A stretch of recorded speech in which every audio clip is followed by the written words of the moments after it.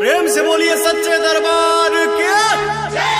जय जय मां जय जय मां जय जय मां जय मां जय जय मां जय जय मां जय जय मां जय मां। अमन अमन सजन घरे खुशी लागो खुशी लागो सजन घरे आईना। देखो आ गइले नमे नवरात सैया काहे नइखी मानत हमर बात। जय जय मां जय जय मां जय जय मां जय। देखो आ गइले नमे नवरात सैया काहे नइखी मानत हमर बात। सच को होतानी बढ़ल जात परेशानी, सच को होतानी बढ़ल जात परेशानी। रउआ जल्दी से टिकट कराइना। जय जय मां करब सुमाई के पूजन सजन घरे आईना। करब सुमाई के पूजन सजन घरे आईना।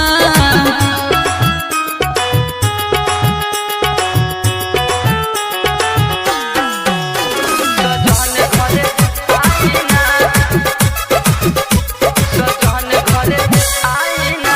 असोदाई बिठोनले बानी भारा बबुआ के मनले बानी।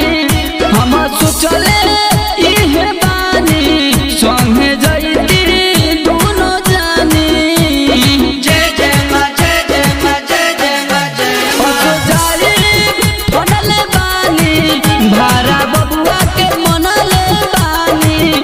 हम सोचले इहे बानी संगे जइती दोनों जानी। रउआ कवनो बहाना बनाइना। जय जय मां करब सुमाई के पूजन सजन घरे आईना। करब सुमाई के पूजन सजन घरे आईना। जय जय मां जय जय मां जय जय मां जय मां जय जय मां जय जय मां जय जय मां जय मां।